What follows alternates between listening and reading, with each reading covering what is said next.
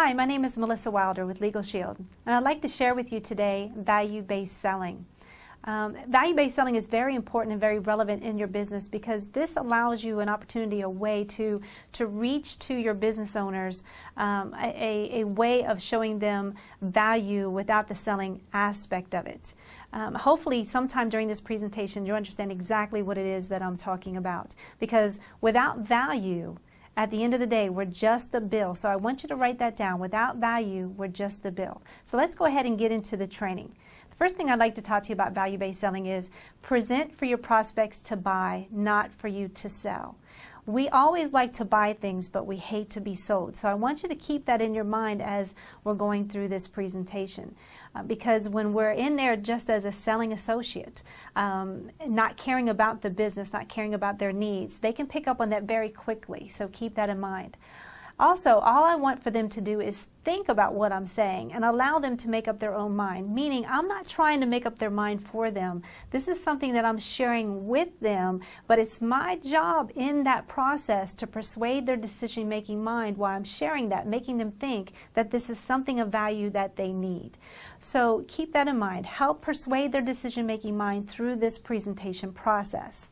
Now, there's some philosophies that I'd like to share with you before we get into the actual product. And those philosophies have helped me tremendously in my business, and I think they can help you as well. The first philosophy is called the 4 Seeds of Selling. Okay, first of the 4 seeds of selling is less is best. Sometimes we talk ourselves out of a sale, meaning that we just ramble on and on and on and on about services and things that we can do for this business without really focusing on just exactly what it is they need. So I want you to keep in mind less is best. In order to be able to do less is best, that means that you're going to have to know this product very well without rambling on. The second 4 seeds of selling is create interaction. If you're just doing all the talking, you're probably trying to convince them this is something they need. You need to have a conversation with them to figure out exactly what their needs are of that particular business. A good saying just to keep in mind is if 2 or more people are talking, it's a conversation. If one person's talking, it's probably just a con. So keep in mind, create interaction is very important in this process. The third seed of selling is going to be laughter leads to listening. Loosen up a little bit and have some fun in your business. You don't have to be so rigid and so uptight about it. We're dealing with people. People like to be entertained. They like to have fun. So loosen up a little bit and have some fun with your business. And you're going to see that building that relationship and having fun is going to help not only you relax, but also relax them as well during this process. And the 4 seeds of selling that's very, very vital to your business is selling is not telling, selling is asking. When we tell them what it is that they need, we are not actually putting value into that business. We need to ask them what their needs are so we can then therefore show them the value of how we can fill those needs. So wrapping the 4 seeds of selling up, less is best, create interaction, laughter leads to listening, and selling is not telling, selling is asking. Now we can do this through what we call a 3-step sales process. It's very simple when we're talking to our prospects, talking to the business owner, that we do it this way. So once again, the 3-step sales process is ask a question, give an ownership or transitional phrase, and then state the benefit. Now, WIIFM, that's a good philosophy to remember at all times. What's in it for me? What's in it for me? It has to be about what's in it for that prospect. It's not about what's in it for you as the associate and your commission. It's about what's in it for that prospect, what's going to be the most value for that prospect, so they understand at the end of the month when they're going through their bills, when they're going through their budget, that they say, I cannot be without this Legal Shield product because I need it. The cost of what I'm actually paying for this actually is value to my business. It's not a cost for my business. And also be a consultant versus a salesperson, meaning go in with the attitude of here to help you, not I'm here to sell you. If you can go in with that attitude, you're really going to have more success, believe me, because they can actually feel when it's just all about your commission. Now the next thing that I want to talk to you about is to be a student. And what I mean by that is be a student of the product. Let me ask you, do you believe in the product? It's very important for you to understand it, but it's also very important for you to believe in the product that you're actually selling. If I'm actually a business owner with Legal Shield, which you as an associate, you are a business owner with Legal Shield. If I'm sharing with that business owner that it's very important for them to have this product to protect and grow that business, and they ask me, how am I using it? How has it benefited me? And I tell them that I don't own it. There's going to be a problem there because I don't believe in the product enough to own it. But I can teach you all the product knowledge that there is about our services, but at the end of the day, believe it or not, when you're actually doing your sales, it comes down to the transference of belief. If you believe in the product, if you own it and you use the product, you're going to be able to create more examples, get more passion and more belief that this product is, number one, very valuable, but number two, you can understand the convenience factor and the importance of having it yourself as a business owner. And you always have to keep in mind that they're always going to be better with us than without us. So some of the things that I want to recap here on being a student: know your product, believe in the product, own it, and of course use it, and always have the philosophy they're always better with us than without us. Also keep in mind, it's not what our price is, but what is the price without us. You know, I've had a lot of business owners say, well, Melissa, how much is this going to cost me? And I'll tell them, well, quite frankly, I'm not sure. Your legal problems can cost you all kinds of problems. They can cost you, obviously, financial problems as well.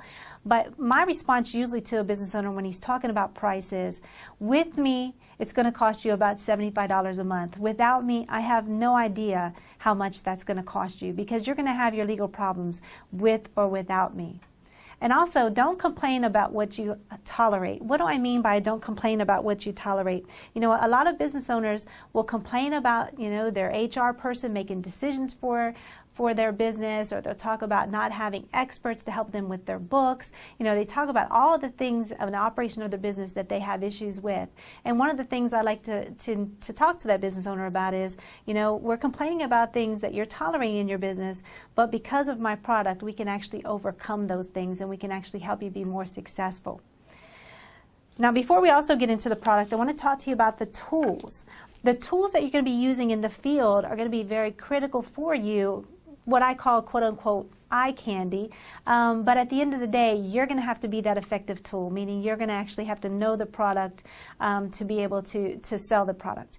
But the tools you're using, are you familiar with that tool? Meaning, if you're a flip chart kind of person, if you're using the flip chart, are you familiar with it? Do you know how to use it? Do you know how to flow through that flip chart naturally? And does it fit your process?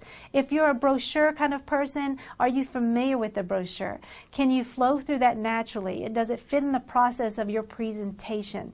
So keep in mind, whether it's a flip chart, whether it's a brochure, whether it's a DVD, when you're using your tools, be familiar with it, be able to naturally flow with that, and make it fit in the process of how you're selling your services.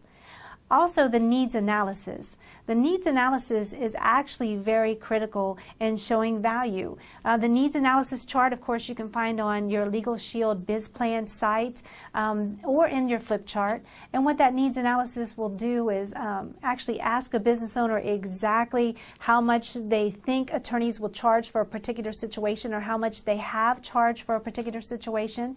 And then at the end of that process, then you can simply say to them, wow, I can clearly see here that obviously you have needs for your business, or you've had needs for your business, and clearly we can understand that it's very expensive to protect your business. It's very expensive to utilize these services.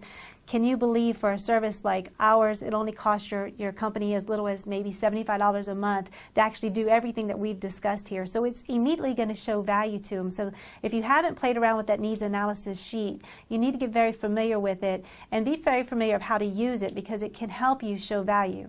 We also have a great before and after chart. What that before and after chart is a great tool, a visualized tool of what a business owner would look like today. A small storefront business, maybe you walk in that business, you see, you know, his reception area, a few offices, maybe, you know, a utility room, a storage room. And basically, in that before and after chart, it's a great way of being able to say, now if you had to actually put a team of professionals in your business that looks like this right now, can you imagine you'd have to, number one, expand the square footage of your facility? And we know commercial real estate is extremely expensive. So number one, for you to hire, train, and staff a team of professionals just to put in the facility, it's expensive on the square footage. The second part of that, of course, like I mentioned, to hire, train them, and staff them to put them in your business is extremely expensive. Can you believe, and I go to the second part of that chart, which is the after part of the chart, can you believe this is what your business will look like through one of our business plans? We can surround your business with a team of professionals without you expanding the square footage of your facility, without you hiring, training, and staffing a team of professionals. Through our services, you now have access to have your business being protected and allow it to grow, just like this chart is showing. So it's a great before and after chart of what our services can do for that business.